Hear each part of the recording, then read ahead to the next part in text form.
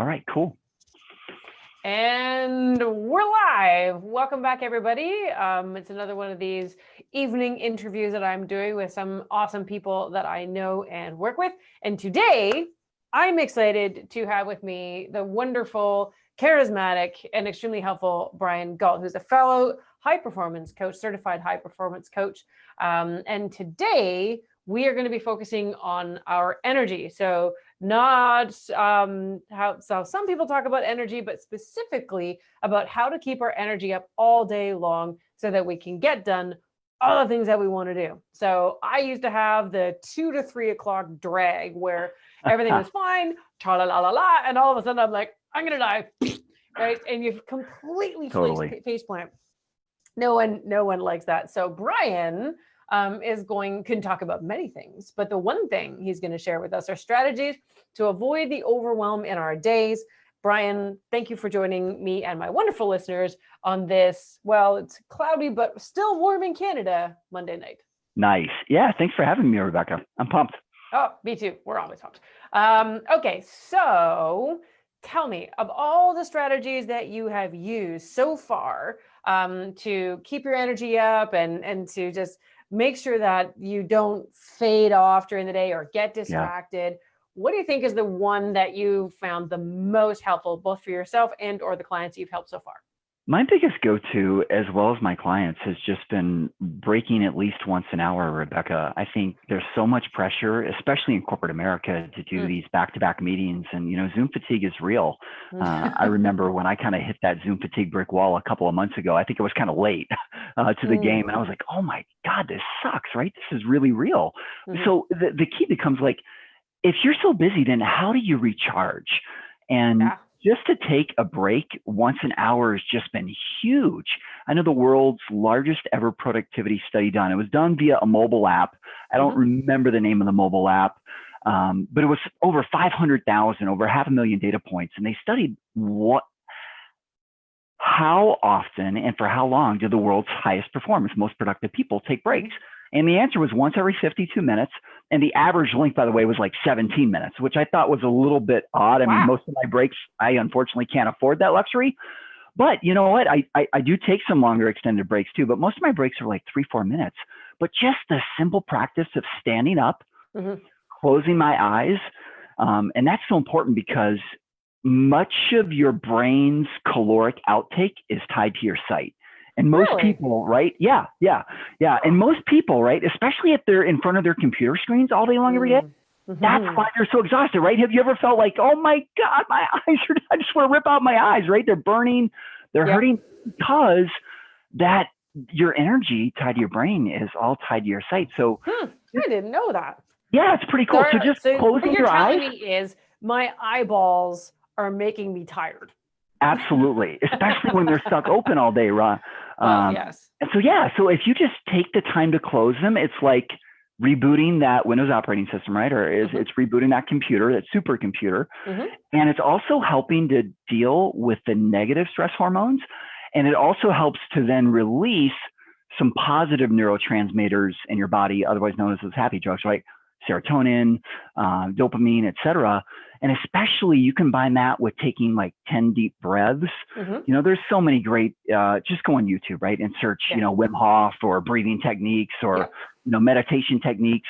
But a lot of the meditation encompasses breathing and just re-oxygenating your body, right? Because oxygen is literally just exactly that. It's life for your body. And that also helps to reset your body and gives you that fresh jolt of energy. It's not like we can't plow through, right? I mean, we can all plow through, right?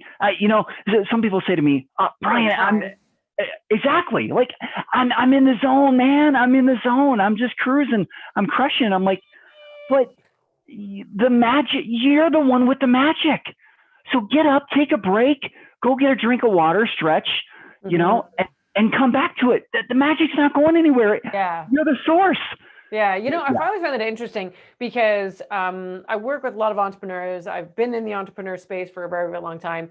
And you always hear about like the hustle, and everybody, like grind nose to the grindstone, work today. So you like, nobody wants to, so you can live like no one can later, or whatever that metaphor is. I always mix it up. It sounds great when someone else actually reads it off properly.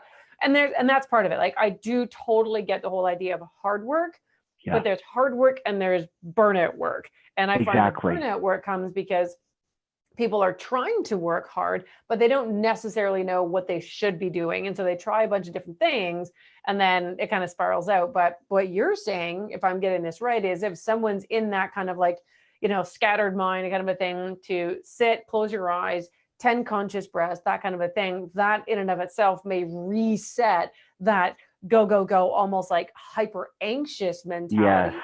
Settle it back down and allow you to think clearly. Did I get that right? Yeah, you got that perfect. And you actually nailed it spot on, Rebecca, because it's about your mindset, right? Mm-hmm. When you're in back-to-back meetings all day long, your brain is not designed, it's not created to go from train of thought A to train of thought B to train of thought C, back to back to back. You need time to focus, to concentrate, to reset, to reground.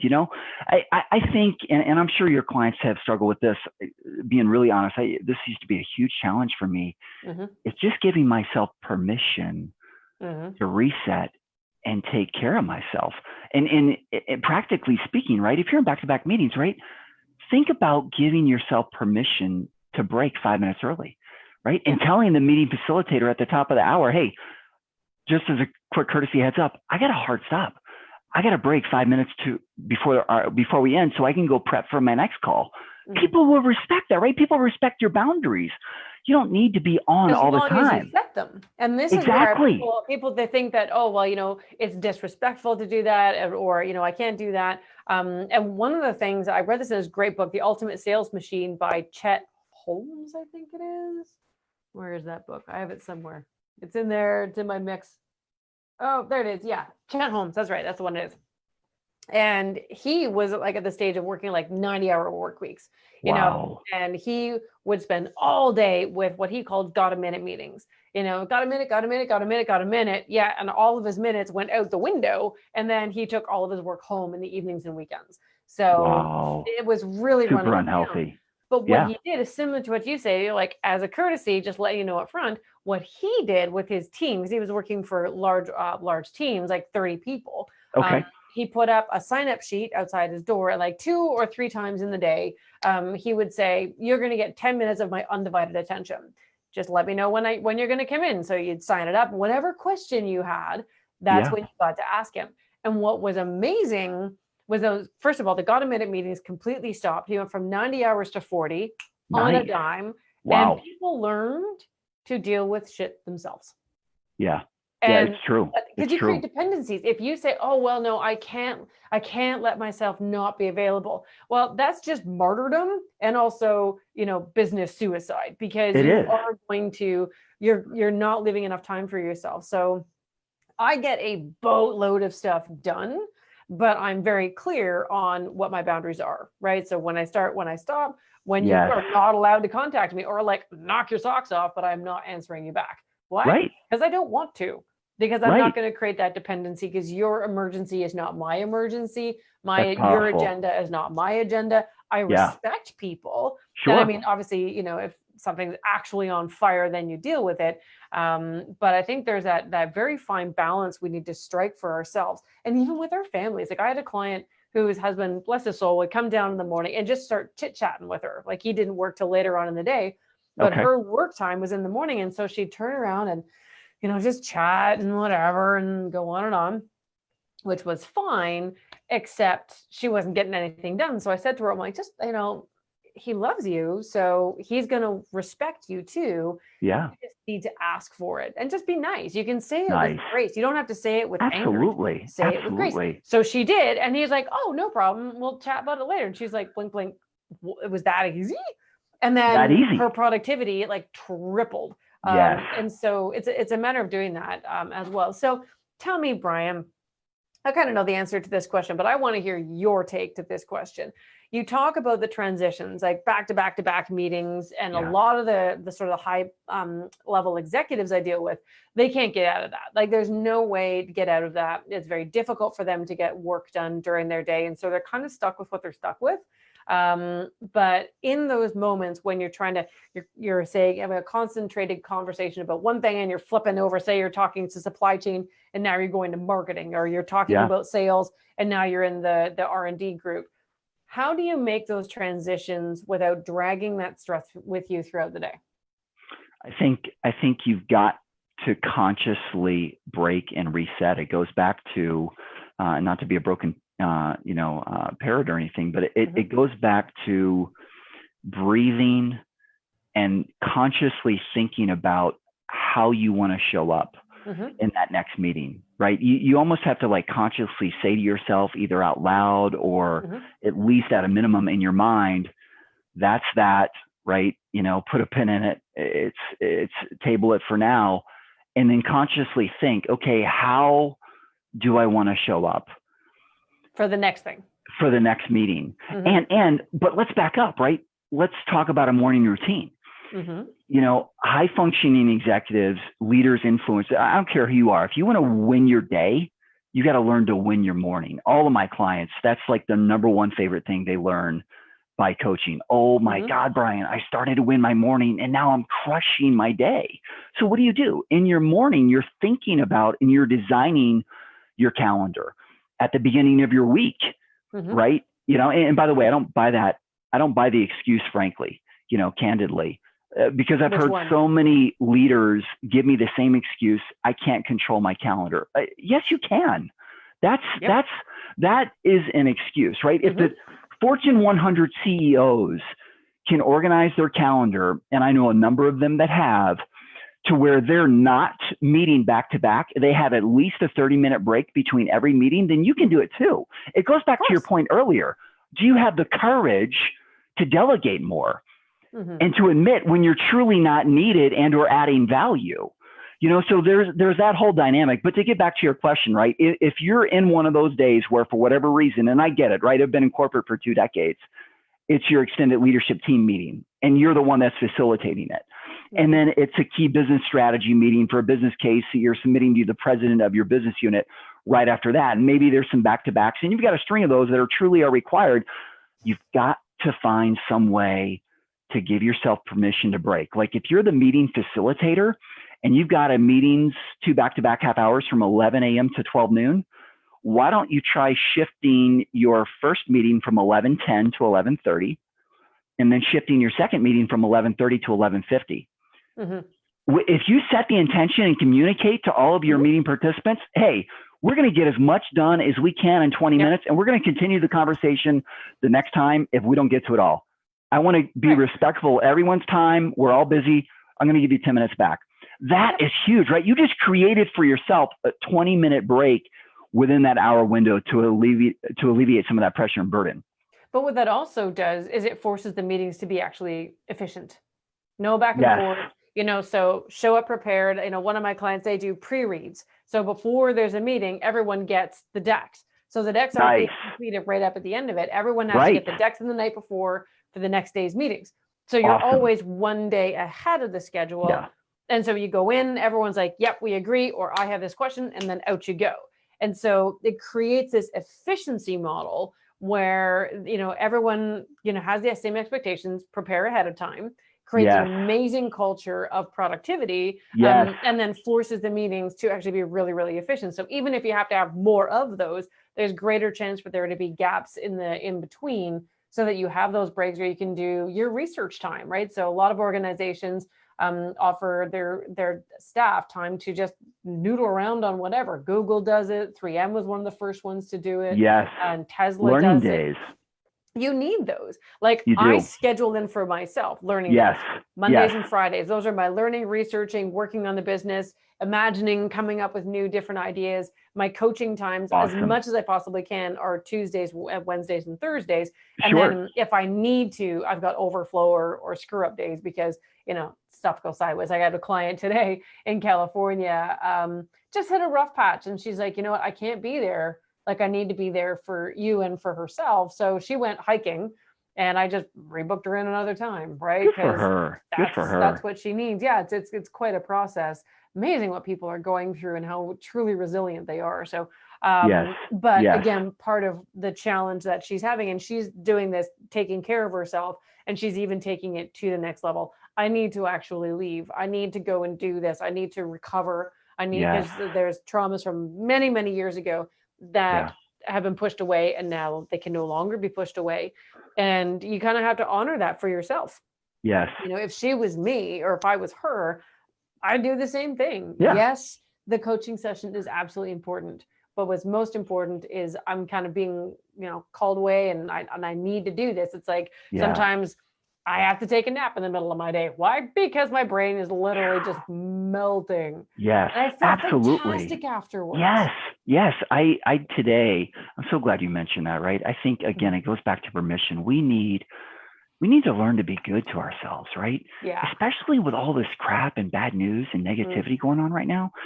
People need to learn how to stop being their own toughest, worst critic, right? Study after study after study have proven that in recent years, or I should say recent year studies have proven that high performers have a greater tendency to be harder on themselves. They don't celebrate their wins. They don't take time for themselves. I've coached a number of coaches, and I've spoken to managers and leaders of those coaches, and the comments are consistent. Coaches have the hardest time preaching and, practicing what they preach and taking care of their own selves. But, when we give ourselves permission to not be on all the time, that's where it all begins, right? We need to learn to do that. And to your point, right? When you do that, then you can take breaks. You can take an extended lunch hour. Why? Because you just know you busted your chops and gave it 120% for 10 hours the day before. Yep. And so you're not going to feel bad or guilty about taking an hour and a half, 2-hour lunch break to go catch up with your girlfriend or your best bud that you haven't seen in a month. Or taking a nap. Like today, I took a 25-minute nap.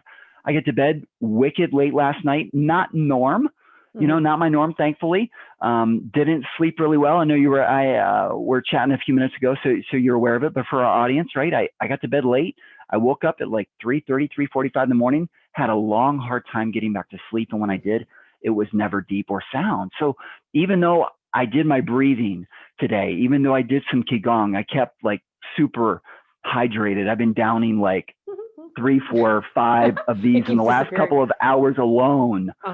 I'm still tired, and so I took a nap. I lay down for 25 minutes, and to your point, I opened up my eyes. I got back up. I did some breathing, and I felt so much better. I had a little bit of gas left in the tank to finish my day. So yeah. Yep. And that's sometimes all we need. We just need that little bit of extra gas to get us through, and then whatever we need to do. I think as an entrepreneur, I was also on that super hamster wheel of, work hard, working 90-hour weeks. And yeah, I felt like a bit of a superhero when I first started doing it. And then, after year, continued to pass, and it didn't abate, and it kept going. I realized I'm addicted to this. Yeah, I'm addicted to it. It's an addiction, and it's not a good addiction. But it's a behavioral addiction that you can absolutely start breaking. It starts with commitment. It starts with your calendar. Like, again, I say this all the time, commitment and cowardice shows up in the calendar. So if you're going to commit to something, one of the ways I broke my habit is I forced myself into time blocking. And then, I put in when I'm going to do work things. And sometimes I would let it slip. So now I have an accountability partner. I talk to him every Friday. And every Friday, he hounds me until I give him a snapshot of my calendar where I've shown the next week where I've got slots to work on my business, not just let things kind of happen and then you kind of move along. So sometimes you need that. Sometimes you don't. Some consistency is something I've never terribly been great at. And it's one of my 2020 words, dumpster fire as this year has been. There's a lot of really good stuff that I think we can pull out of this. And, so people working from home, that's a whole switch now. Most of us have gotten used to it. I still have so much respect for people with small children. I've got 5 kids, but 2 are in their 20s and 3 are in their teens. So they kind of manage themselves. If this was like 10 years ago, I think I'd shoot myself. I'm with you. My heart really goes out to parents like that. Yeah. And so sometimes, you don't have time for a 25-minute nap. I totally get that, but we always have time for 3 conscious breaths. And in Eckhart Tolle's book, A New Earth, that's one thing that I pulled from that book that I absolutely adored, because 3 conscious breaths can be the equivalent of 2 hours of meditation. But 3 deep, deep breaths, probably with your eyes closed, like you already mentioned, to really enhance that whole experience. And you can get the equivalent of 2 hours of meditation. That's it's powerful. Like closing your eyes gives you 80% of the benefits of sleep, right? So you're getting some rest. You're allowing yourself to recharge at some level. So anyone who's like, well, I don't have time for that. Yeah, you do. You do have time for that. You literally go to the bathroom, sit in the toilet, and close your eyes for a second if you have to. Right. Yeah. But you can always do that. And I think that's a really good example. So Brian, if there's one more thing you wanted to share with the listeners tonight who are maybe super overwhelmed, we've got school stuff, we've got work stuff, we've got the COVID uncertainties, we've got politics in the US, possibly here in Canada too. What would you say to someone today who is staring down the barrel of all of this uncertainty and overwhelm, and give them just a little tip on what they would do to kind of help that go forward, to not lose their energy throughout the day?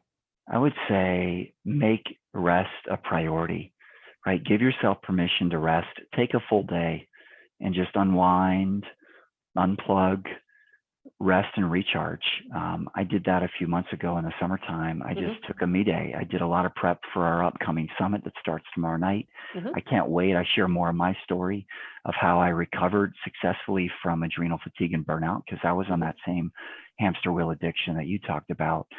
And the way that I got off of that, and what I'd share was, you just have to be intentional about your self-care. And that starts with having the humility to evaluate your priorities versus your reality. Right.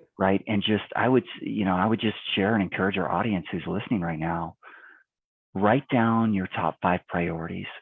Should take you no more than 5 minutes, right? God, family, friends, right? What job, whatever they are. And then ask yourself an honest question. Rate yourself on a scale of 0 to 5 or 0 to 10 on each of those priorities. How am I doing? How have I been showing up for each of those 5 priorities for the last 2 or 3 months? And if the answer is not like what you want it to be, then write down at least one practical suggestion that you're going to start doing for each of those priority areas, and block it off, Rebecca, to your point, right? You can't measure what you don't monitor, right? That's like corporate metrics and success measures and KPIs 101. So set that intention, make time, schedule time for it. Like, this is when I'm going to do it, because it's so important. But my biggest encouragement is, we need you, right? You've got amazing gifts and talents and graces, and this world needs you, right? Don't give up, my friends, right? So take time for yourself. We need you on your A game.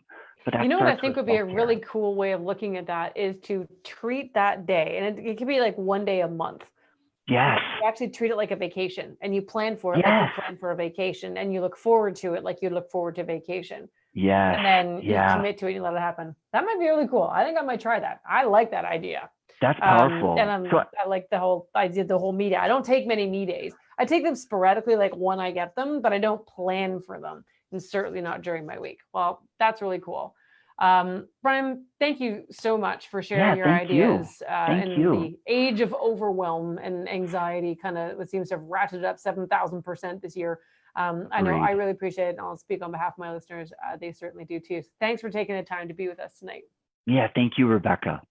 Okay, take care. Good night. Take care. Have a good one.